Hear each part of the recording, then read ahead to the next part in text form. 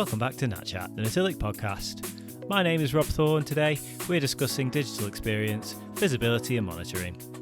In July, Cisco doubled down on its investment in user experience with its acquisition of a leader in the network intelligence and visibility game, ThousandEyes. With this, alongside their now fully integrated application performance monitoring solution, AppDynamics, Cisco are able to offer the most detailed insights, analysis and intelligence on the market.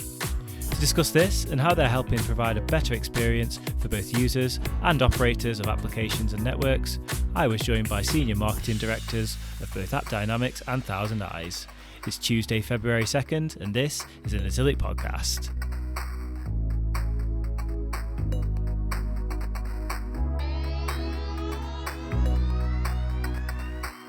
Delighted to welcome to the Natilik podcast Ian Waters, Senior Director for EMEA Marketing at ThousandEyes. Ian, how are you doing, my friend? I'm very well, thanks, Rob. Good. And also Justin Vaughan-Brown, also Senior Director, Partner Marketing and Strategy at AppDynamics. Justin, how's life? Doing well today. Looking forward to this podcast here, Rob. Thank you. Yeah, good to have you aboard. So just a quick round of introductions to start off. Could you guys tell the listeners a little bit about your background, what keeps you busy day to day, just on an individual basis? So Ian, might as well start with you. Yeah, absolutely. So I've been with ThousandEyes about 3.5 years. We're now back in Cisco, having been acquired in August of last year. I say I'm back in Cisco because I previously spent around 8 years at Cisco before. I actually left Cisco to join Salesforce and then onto ThousandEyes. So I've sort of come back round. And before that, I was in service providers and systems integrators for the best part of a decade. So I started off with service providers. And now, day-to-day responsibilities for ThousandEyes, I run our EMEA marketing team. So we do all the sort of things you'd expect with marketing and go-to-market, but I also have an interest in product and solutions marketing. That's really where I started. So that's what I like talking about. It's a strong background. I didn't know that about you, actually.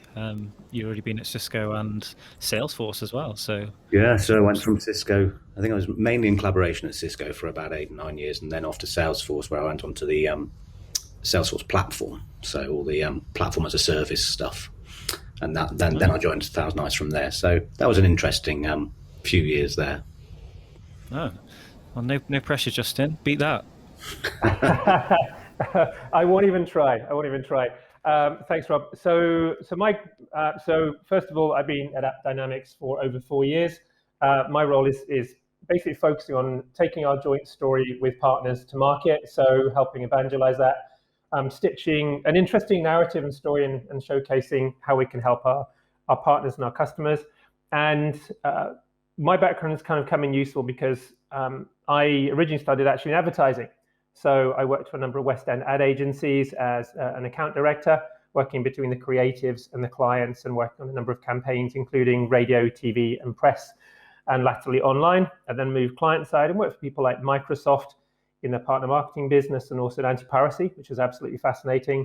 And I moved also then later to Germany and worked for Software AG, the second biggest software company in Germany. And then more recently, CA Technologies as a DevOps evangelist, and then moved on ultimately to AppDynamics. And I have to say, it's interesting coming back from the advertising background. That definitely helps in terms of how we simplify a technical story and take it to people so they understand the benefits without them getting bogged down in the bits and the bytes. And I always try to do my best and not jump to the whiteboard and start doing swirly designs and Venn diagrams and getting overly excited. Usually my colleagues tell me to calm down and go a little bit easy, but it's been useful. It's been a very, very interesting journey, and love telling our story. Yeah, it's a nice touch. In the listeners obviously won't be able to see, but I'll describe for you. Justin's got a nice whiteboard right behind his home working setup, which is a nice touch, I think. It certainly beats my travel photos and things over my Batman poster over my shoulder. I imagine it's much more practical for client calls and the like. Yeah, I just can't draw from left to right. You start working the reflection and everything else. It's funny. Yeah. I've never worked that out. I'm not that smart. Yeah, no, that's definitely testing. So, thanks for that, gents. So, I think it's safe to say you both individually represent some hugely successful organizations in your own right that now sit at the heart of the bigger picture of Cisco's data center portfolio. But I know you're both very well-known names in the industry, but just to, again, for anyone that might not have heard of AppDynamics or ThousandEyes, could we get a high-level introduction as to, again, your proposition and what you do for your clients at the moment? And again, I'll go around again, start with you, Ian. Yeah, sure, absolutely. So, I mean, I don't know how well ThousandEyes are known to everybody. I mean, we were a Series D company when we were acquired last year, around 400 people. And that was when Cisco announced the acquisition at the end of May, and it completed at the start of August. We're quite well known, especially in finance in the UK and in the SaaS and technology industries, but not necessarily broadly. But what we do essentially is we provide visibility for this new extended set of infrastructure and services that companies are now relying on to deliver digital experiences. So what I'd like to say is we help companies see, understand, and improve the quality of the digital experiences they deliver to their end users. And that could be customers trying to access an app, trying to access a taxi app or order food or online banking or whatever it might be, or it could be employees. And we're obviously all remote working employees now, and we're all trying to access SaaS apps and all the different services we need to do our jobs. You know, how do we help organizations see and improve those services they deliver? And it's getting increasingly difficult because there's more SaaS, more internet, more public cloud, more third-party services. And where we specialize is providing the end-to-end view across all that infrastructure and services, and regardless of whether you own them or not. And that's really what makes us unique. Yeah, great. And how about you, Justin? I mean, we'll get into it afterwards. I think it's been a fascinating 2020 for both of you, and certainly I imagine the use of your tools more than ever has been useful this year. But how would you say AppDynamics sort of fits in there? Because it's a similar story, but not quite the same, right? Absolutely. So AppDynamics, in really simple terms, you can call us the application detectives. We can tell where your complex custom applications are at risk of slowing down or having an outage. And honestly, now I think slowdowns are the new outage. You very rarely hear about a major application completely going out. But the issue is where it slows down. It slows down to the point where the IT infrastructure and operations people don't really know something's majorly gone wrong until people start complaining on Twitter or Facebook, or you start losing customers or revenue. And it can sometimes be down to a few second delays where a customer said, well, if I can't buy it from this site or from this company, I'll go somewhere else, because it's a lot easier to do that now. I'm old enough to remember when it was incredibly hard to move banks. It's now literally you can do it in a day. It's very simple, and customers are far more fickle in terms of any loyalty to a brand now, and especially when it's led mostly through the application experience. So what we're able to do is point and identify where things are slowing down. We basically measure and understand the time it takes for each of the components to talk to each other in really, really simple terms. And if that's taking longer than expected or normal, then we highlight that. And we can then also highlight where the issue resides. Is it in the server, the database? Is it in a piece of code? Is it in the network to some degree? But we can't go to the depth that ThousandEyes can, which is why the acquisition of ThousandEyes of Cisco is so brilliantly complementary, and the two technologies work really, really well together. Is it, like I mentioned, like server, database, and so forth? And the key thing here is then being able to identify where an issue lies, as opposed to drumming up or calling up a war room, an IT war room as they're called, where what used to happen is people used to run around and say, oh good heavens, we've got an issue now, let's pretty much call in everyone. And imagine that would now be something like a WebEx for 30 faces, and everyone's pointed at each other and looking at their own monitoring tools and proving it wasn't them, what we call mean time to innocence. But all that really matters is, number one, identifying where the problem is. So maybe just call up the server team or the database team or the development team, etc. But only involve the people who are actually involved, who are actually materially impacted, where the issue resides. And the second one is, let's be focused on the people who really matter, either the employee, if it's an internal app, or the customer, because they're the ones who are suffering. They don't really care about any internal politics or how the IT organization is structured.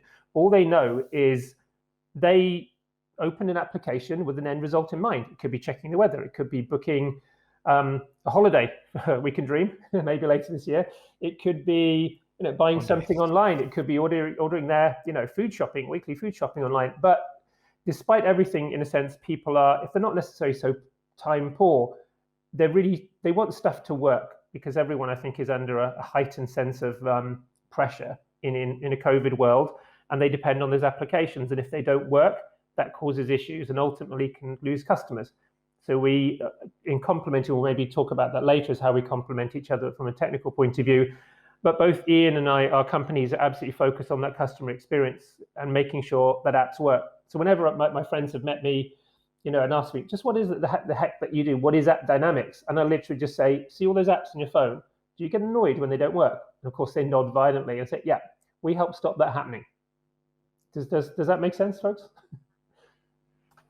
Yeah, perfect sense. Absolutely. And I think from my perspective, I came over to the marketing role that I'm in at the moment from a sales role, account management specifically. And I've been in enough of those war rooms where, it is that almost race to prove your innocence, and you're trying to find out, again, whether it's poor quality or poor connectivity or whatever it is, actually being able to get to the bottom of that and have data to prove, again, where the issue lies, the sooner the better, right? Especially, I'd imagine, coming into this world of remote working. So no, absolutely, it's a powerful message, I think.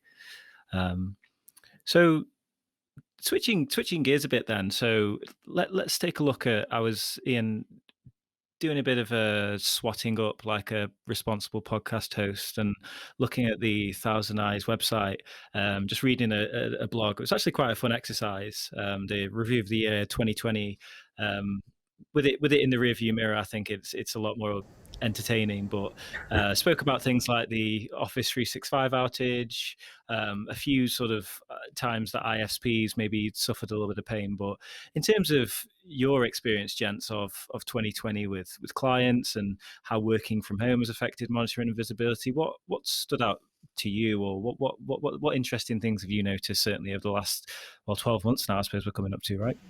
Yeah, with a bit of perspective, it's interesting how your thoughts, your observations change a bit. Obviously, during the year, it was very much all focused on supporting remote workers and trying to make that happen. And there was a scramble initially to make that happen. And a lot of our customers, especially finance customers, they were used to having their employees in the office in the city of London, for example.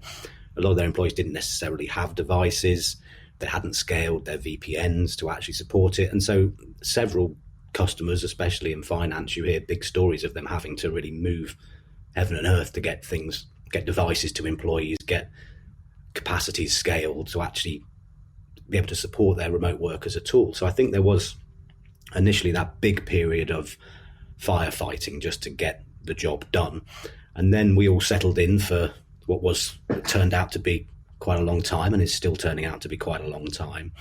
And I think that there's probably two interesting observations when I think about it that come to mind immediately. And one is, obviously all those employees were at home, but those employees effectively provide your customer service, right? So directly when they're contact center staff, of course, but more broadly, the majority of your staff are often supporting customers in one way or another. So actually, providing technology to them was in effect providing technology to support your customer. And obviously, as well as all your employees being at home, your digital channel to your customers is now effectively pretty much your only channel to your customers. Yes, there are contact centers as well which work alongside it, but any interaction in the branch or in the shop or any meetings face-to-face were gone. And actually, that customer interface had moved entirely online. And so we saw actually emerging out of that remote workforce a real focus on the customer-facing workforce, the contact center workers. How do we make sure that we bring more video and collaboration into how we service our customers to try to replace some of that we have at the branch? How do we ensure that, if customers are frustrated about not being able to come and see us, that actually they get the right type of exceptional service from those agents, regardless of where they are? And also dynamic things like how do we actually use those agents intelligently, depending on their connectivity and which broadband networks they're on, and route calls accordingly.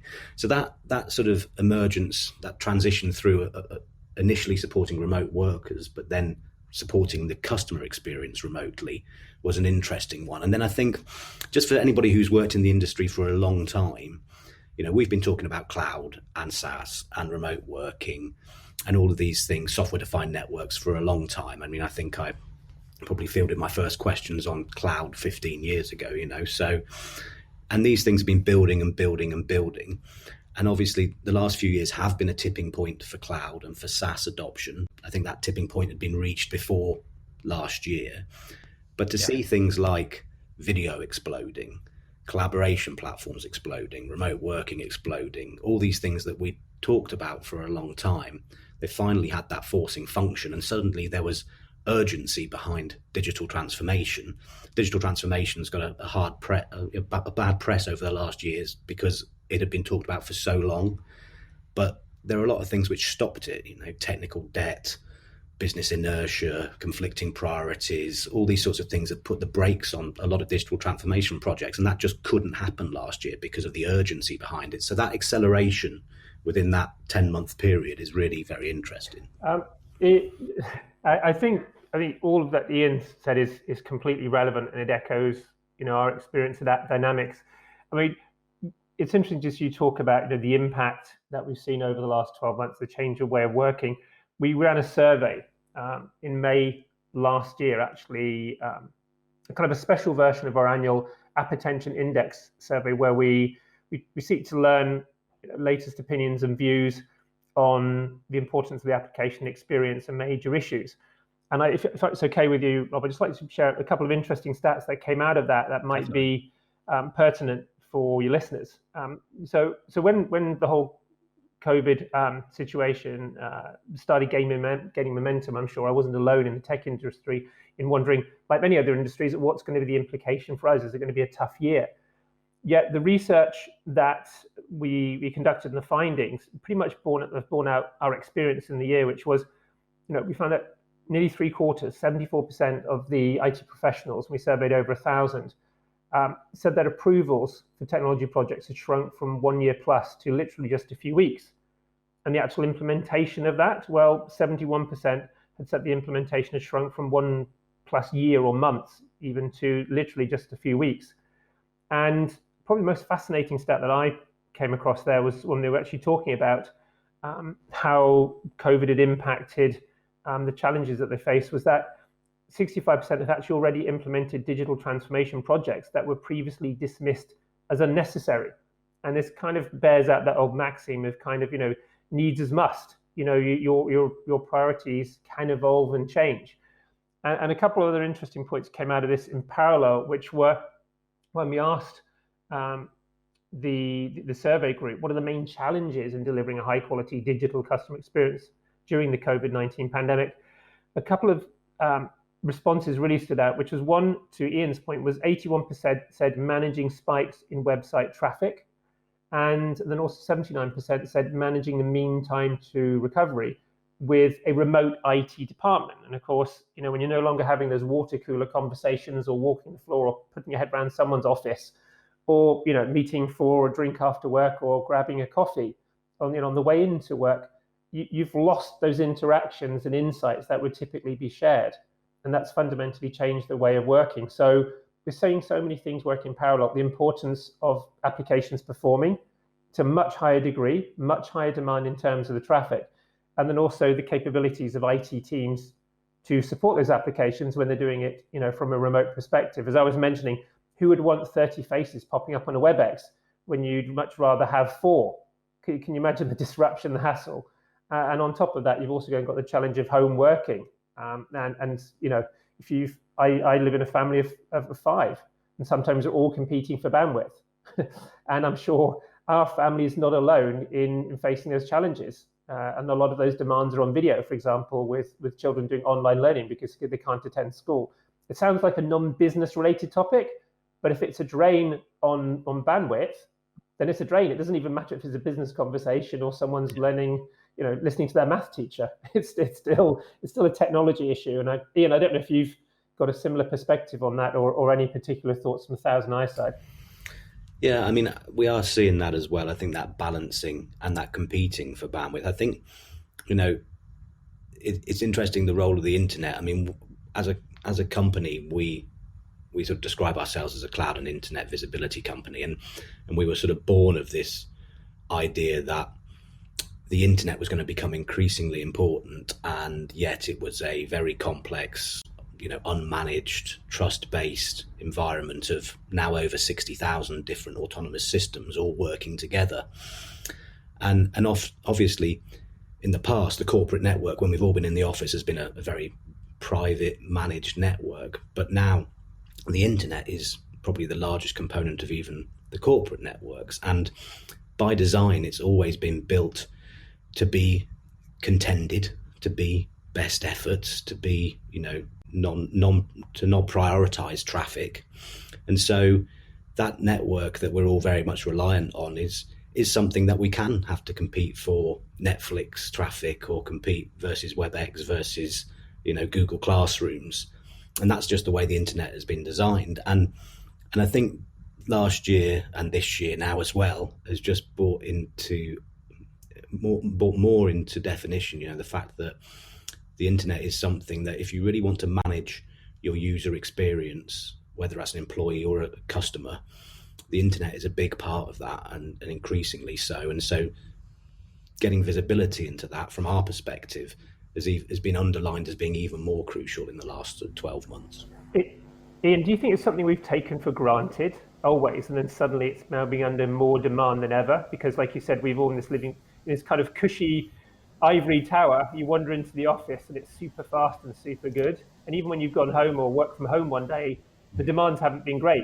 Well, and now suddenly everyone's on it. I mean, it's something that's developed organically, right? I mean, if you think back, it wasn't that long ago. Well, in my mind, it wasn't that long ago. I think it was probably maybe 16 or 18 years ago. We were working on dial-up, right? And we had however much, I think 16K throughput or something like that from home. So you'd set your PowerPoint off to download and go away and make a cup of tea because you knew it was going to take that long.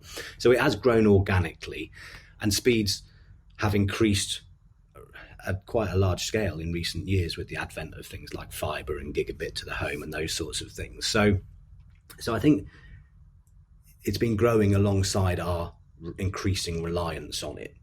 But I think people don't necessarily think of the scale of it. The fact is, I mentioned there are 60,000 autonomous systems that make up the internet, and that's 60,000 networks that are all advertising routes using BGP on a trust basis, and all those networks are peering and connecting together, all on best efforts and competing for bandwidth. It's a very complex environment, and perhaps it's the complexity we don't necessarily think of immediately because we have a router, we connect to it over Wi-Fi. Perhaps we understand the Wi-Fi and our last mile, but we don't understand the scale and the breadth of that internet. And so I think it's sort of we've all developed together, right? And I think we've just come to this point now that we see this increasing reliance. And it was interesting with some of our service provider partners, when we went into the lockdown last year and the internet did come under the spotlight because there was a lot of sort of, is the internet going to break? And largely it performed really well. We went through those top 5 outages of last year, and they were interesting because they taught us something. But broadly, that doesn't mean the internet didn't perform really well for most of us most of the time. But the service providers, they reported in that first lockdown of last year up to 100% increase in internet traffic. BT, in fact, it reported that 100% increase. And then I think Vodafone was 50%. So these networks, they did experience a step change in utilization pretty much overnight. But it's also a credit to the way the service providers build these networks, because they build in so much capacity. They normally operate a network at around 40%. They've already got the 60% overhead. So the fact that they could take on that extra traffic is actually a credit to the way they architect their networks as well. Yeah, it's super interesting. And I think it's also, I suppose, in some perspectives, I know speaking to some of my clients back in maybe back sort of post the initial pandemic sort of accelerating, was the fact that IT maybe was a little underappreciated, and certainly IT teams now are starting to, again, like you said, get the respect that they deserve when it comes to, again, being a facilitator for better outcomes rather than just being a necessary evil for people to get stuff done, right? And I think certainly there's a lot of IT superheroes across sort of IT infrastructure teams, especially. So yeah. And I think touching on one thing that you mentioned earlier, which is sort of brand and application loyalty, which I think is a big part of both of your story in terms of the outcomes that you drive for your clients. What do you think in terms of helping your clients? Because I'm keen to get some real life examples of what you guys have been doing over the last 12 months. How have you found that that's evolved over the last 12 months? I mean, have you got any stories to tell? I usually ask most of my guests to sort of try and contextualize that way. I'm happy to kick off this time if you like, Rob. This one maybe is maybe I think a year or so perhaps before COVID. I think it's particularly relevant still, which is with Carhartt, who are a very, very well known American apparel manufacturer who started essentially decking out people for working on the railroad in the late 19th century and grow from there. And obviously, over time, they've gone from just purely the physical stores, and I think they've even have a growing brand presence here. In the UK, every time I've at least visited, London, coming back from Germany where I live, is they've certainly got a bigger brand presence these days. But they've increasingly focused their efforts online, and obviously, people now are purchasing more goods via the internet. And what was interesting for us, they had a major Black Monday event where we've been working closely with them to improve the performance of their site and the responsiveness.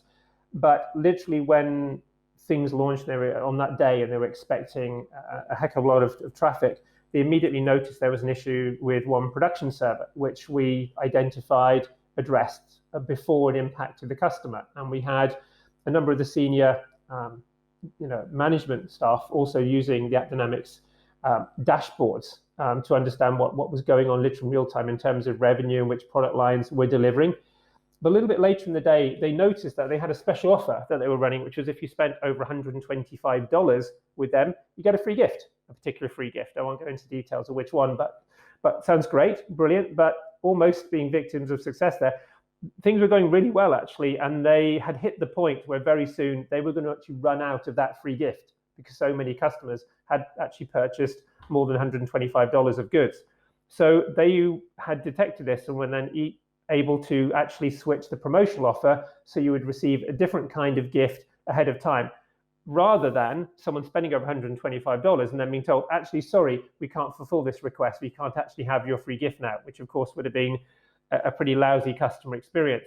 So it's just an example of being able to anticipate those demands and being able to also identify where an issue within your infrastructure, things were going to start to slow down.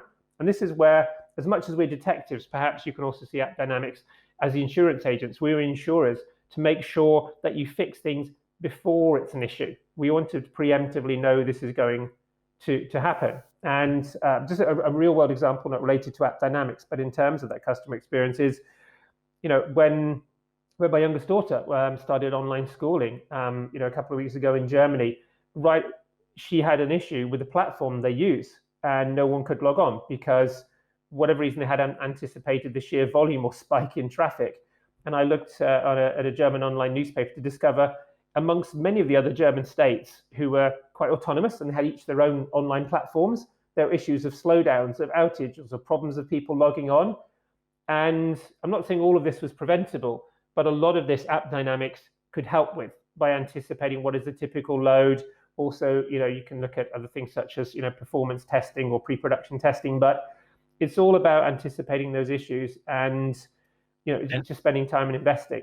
I'm sure, Ian, you've got some examples as well. Yeah, I mean, I think that proactive nature of, being able to see these issues before their customer impacting, I think that's what a lot of the ops teams and the service delivery teams, they sort of dream about, is that, the ability to deliver that greater service where they've actually starting to fix things before they become a customer impacting issue, but also from a practical perspective, just reducing the sheer amount of tickets they have to raise. I mean, we think about some of our customers, if they're rolling out massive. Perhaps if they're rolling out a big application internally, maybe it's something they're moving to a public cloud. If they've got 50,000 employees, all of a sudden it goes wrong, they can suddenly have 1,000 tickets there, which they all have to manage, right? And that, purely that's a cost, the business case right there, right? Is not having to manage those 1,000 tickets by actually knowing that when you've deployed that application, you've put it in a public cloud region. For whatever reason, the latency is spiked up or the page load is not what it should be. Not having those 1,000 users all raise a ticket and having to work through them all, that's a real benefit for our customers. And I think it's more that desire to actually provide that great level of service. And I think this is something that I've learned is, the teams that are working together, they all really want to provide a great grade of service. I know that we talked a little bit about war rooms and finger pointing, and that does happen, but it normally happens because they haven't got a single data set and a single view to work from. I think everybody is trying to provide a great service, and everybody wants to get things resolved for their users, regardless of whether they're your partners or suppliers or whether it's the company themselves. It's purely about having reliable data across this very complex environment that helps you do that. We hear from customers who have massive escalation calls. So one of my favorite examples is a big UK bank. They run a customer-facing online banking app used by tens of millions of people. They tend to look at concurrent logins per minute, who's authenticating into the app, and they can get up to 10, 12, 13,000 of those a minute. And they look at when it drops, because if it suddenly drops to 5,000 when it should be 10,000, they know they've got a problem. Now, when they have that problem, they were actually experiencing an issue where every half an hour, their number of concurrent logins was dropping significantly. And they have a sort of an escalation call. They pull everybody on, all their partners, all their suppliers, all of their internal departments, all of the professional services they have, and they can have anywhere between 120 people on these calls. And they estimate it costs them around £10,000 an hour just to have this call, which, by the way, could be happening at 2 a.m. So when we were called into that, we were actually very quickly able to say, actually, where your problem is in a CDN provider that you have. The CDN provider was unaware of it because it was one of their upstream providers that was having an issue on part of their network. So we were able to get to that very quickly. And if you think about, just the return on being able to avoid having 120 people on a call at 2 a.m, if just from a morale perspective, let alone anything else, it's pretty impactful. But I do think, we do get asked a lot, if you do have this visibility and you can say it's this CDN provider or it's that region of the public cloud or it's that ISP, do you not, get a lot of abuse about pointing out where people are going wrong? And it's actually, we see completely the opposite. We see our customers actually improving their supplier relationships with this because it's data everybody can work on to fix the problem quicker.